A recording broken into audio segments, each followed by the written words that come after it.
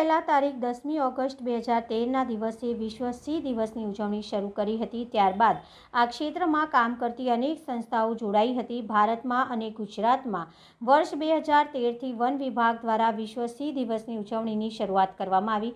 સમગ્ર વિશ્વમાં એશિયાઈ સિંહની કુદરતી વસ્તી ફક્ત ભારત દેશના ગુજરાતમાં સ્થિત ગીરના જંગલોમાં જ જીવિત જોવા મળે છે। નર આફ્રિકન સિંહની ગાઢ અને ભરાવદાર કેસની તુલનામાં નર એશિયાઈ સિંહની કેસ પ્રમાણમાં ઓછી ગાઢ અને છૂટીછવાઈ હોય છે।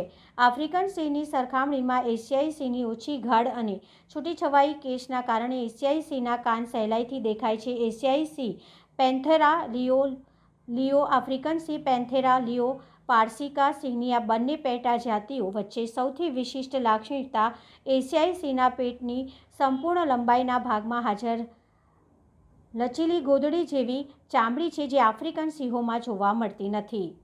વિશ્વ સિંહ દિવસ વડોદરાની સૌથી મોટું શું કહેવાનું? આજે વિશ્વ સિંહ દિવસ મુખ્યત્વે સિંહ દિવસ એટલે ઉજવવામાં આવે છે કે ગુજરાતમાં એકમાત્ર આપણે એશિયાટિક સિંહ આપણે ગુજરાતમાં જોવા મળે છે, એ પણ સાસણ ગીર વિસ્તારમાં સૌરાષ્ટ્ર જિલ્લામાં। હવે વિશ્વ વર્ષો પહેલાં શિકારના હિસાબે અને એમની જંગલો ઓછા થવાના હિસાબે સિંહ અમુક જગ્યાઓમાં સીમિત થઈ ગયા હતા।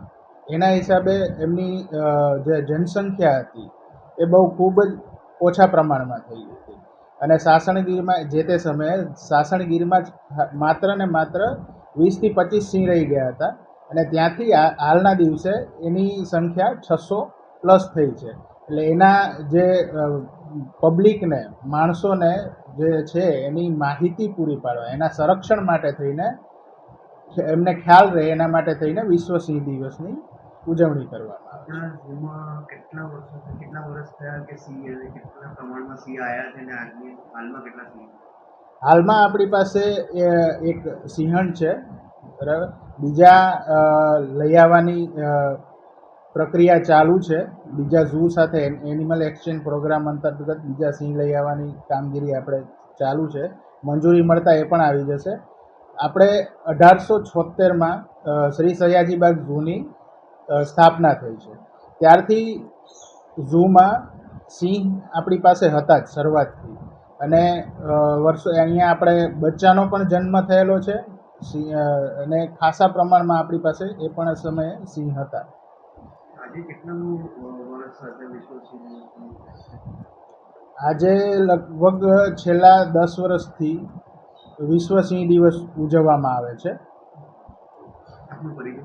હું Elvis Katara, assistant curator Shri Sayajibaug.